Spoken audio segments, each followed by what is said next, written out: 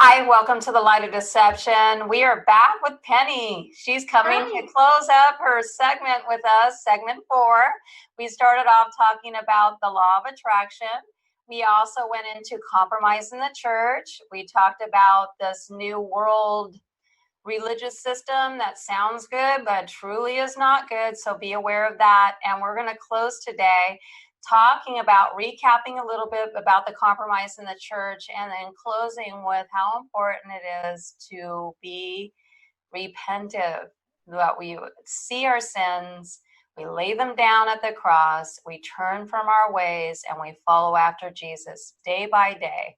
That is so important. Wouldn't you agree, Penny? Oh, absolutely. That's what it's really about, that changed life. So Penny and I have both been in deception. I'm going to let Penny talk a little bit about her story, which she fell into and then came out of, and now she can look back and see how dangerous the practices were that she was in since birth. So go ahead, Penny, recap on what you fell into. Okay, I was born into Christian Science. I got into seeing psychics. I practiced the law of attraction. I was into energy healing. I did my astrology chart every day. I was a social drinker. It took the best of me, and I got into being an alcoholic, or I was an alcoholic. And by the grace of God, He saved me after all of that. Praise Thank God. God. Thank God for that. And I was brought up in a family, and I didn't say this in the first 2-3 segments, but I was raised by alcoholics and drug addicts. And so not including my mother, I'm talking about my father, and my stepfather, both drinkers, and really didn't know what it was like to be a Christian or to know God at all. I was totally brought up in a family that drinking was okay. And so what happened was we became Jehovah's Witnesses. My stepfather stopped drinking, and we were more of a family that went to church. So it seemed like it was right, because the changes that we saw in our household when we were in the Jehovah's Witness space, but they do have a different Jesus. So that was kind of the beginning, walking through deception. Then I came out of the Jehovah's Witness faith and went into the Buddhist temple, went into the Catholic churches, was looking around for the truth, went into some Christian churches, and then definitely got mostly deceived in the emergent church movement for 12 years along with my husband. So here we are today, looking back at what God pulled us out of when we were able to look back and know what we were saved from. And what was that poem the one time I read, that he just pulled us from the dragon's mouth, so you're taking you out of deception that might have seemed all illuminating like truth, and pulled us out. And then we can look back, and really it takes you to your knees. It takes you from this heightened understanding of truth to the ground, and you are repentive. That is so important. Absolutely. Can you talk about, that's one thing that we were going to be talking about too, is it easy to fall into deception? Well, for me, it was. Yeah, right. I just kept falling into more and more and more, Yes. One step left to another step. And I remember you telling me that there was a time where you thought about being a white witch might be a good thing to do, even though you were of some Christian faith, but not really. Yes, I did. I had a friend he considered himself a warlock, and he wanted to pray white magic over me, and I let him. And I really didn't think anything was wrong with that at all. I liked that whole witch thing. I was very manipulative. I was arrogant. I was prideful. I'm just so grateful that God forgave me for all of that. But yeah, even white magic is not good. No kind of is good. It's sorcery. So It you want is. to stay away from it. You think about Disneyland even in itself, where they come up with all these witches good against evil, but now that you're looking at them now, it's like evil's winning. So Yes. take these villains that they used to be villains, but now they're the heroes, so it's that slow dripping in, where you think, oh, this is neat and wonderful. Sure, I would love to have powers. I would love to be able to whatever, levitate or whatever you're getting into, or have some kind of, how people think they can read people's mind or see the future or tell you about the future. And they just don't know that they have tapped into demonic really, it would test the spirits, right? So that is not a good spirit if they're leading you into all these. They can't see the future. Only God knows the beginning, the middle, and the That's end, right. right? But they sure can manipulate you based on knowing you well enough to know what you want to hear, you know? Yeah, well, I grew up in Disneyland. I was all about Disneyland, being in the occult world. That was right up my alley with all that stuff. And Mm-hmm. it's just sad to me that people don't see that their kids, they think it's only entertainment, it's not going to hurt them, but it could, it can open the door. And I don't know, it's a scary thing for me. I think it's a good thing to stay away from. Yeah, it is. Me as a teacher, so I see the kids running around on the playground. I mean, really early on in their age, 4, 5, and 6 years old, running around trying to find crystals. They're all casting spells Yeah, on each other, and they're running around the playground. The guys are all superheroes, and some are villains, and so you can see them playing out what they're watching on TV. And I'm like, what are you doing? I'm doing this spell. And there's something they do, zombie, zombie, something like that. And I'm wow. like, what is going on? And it seems all playful and cute, but it's really, they want your children early. I mean, really That's right. early on. So it's going to be in the movies. It's going to be in the secular schools. It's now even in acceptable in some of the Christian schools. And because the schools and the churches and the seminary schools are all worldly and driven by a worldly agenda. They don't know it. That's what's really sad is some people seeking God are finding the false Christ and Hmm. not maybe the one with the lamb thrown over his shoulder with the long hair that's has a peace sign and everything else. Well, Right, right, right. that fluffy Jesus, right? That fluffy Jesus. Exactly.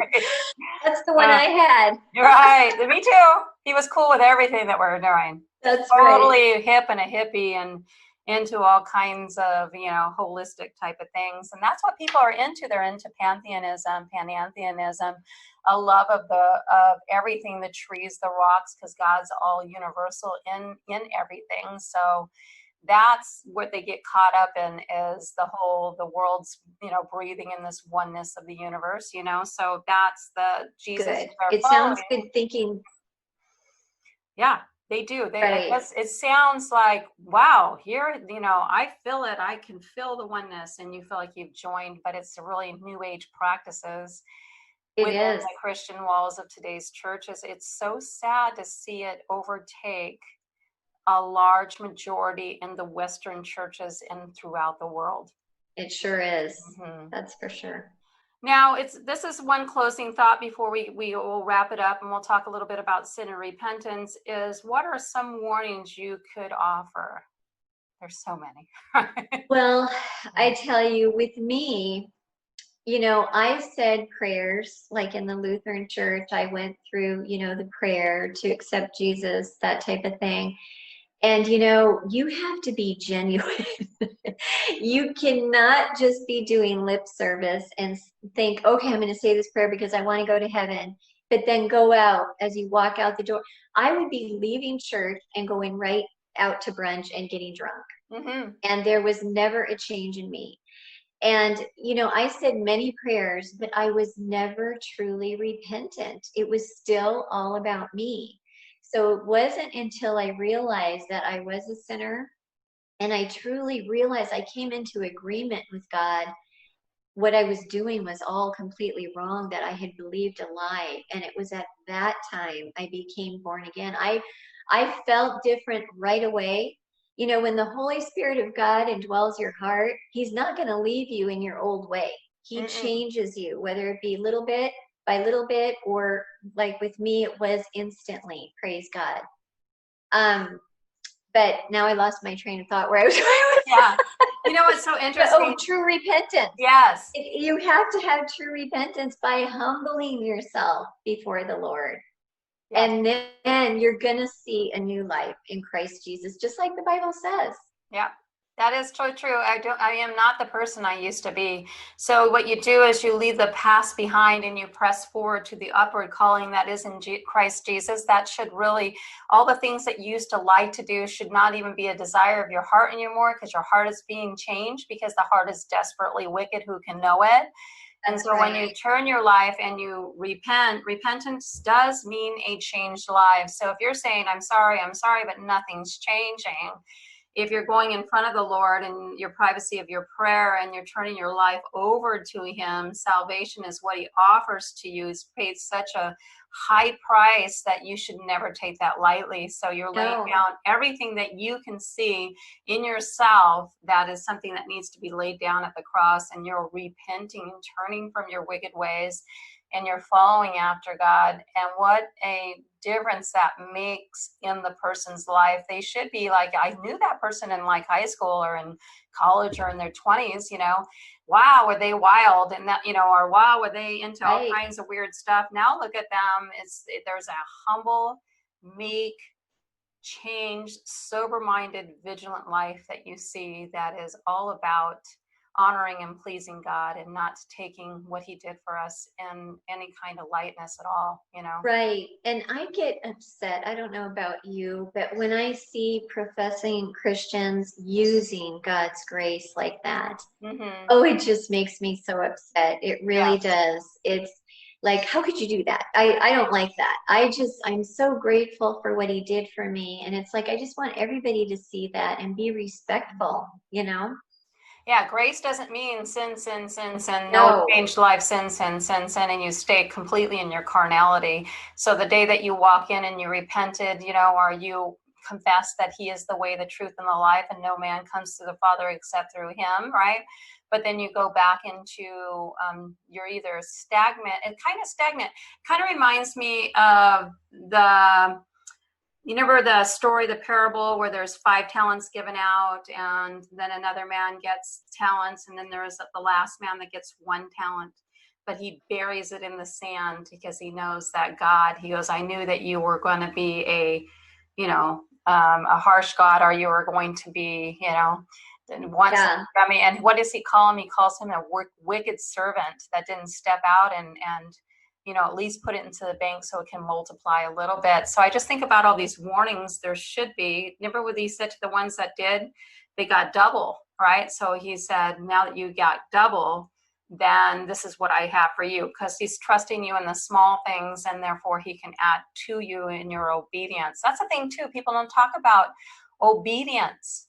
You They read the Word don't. of God, you see what it says, and you follow after that leading.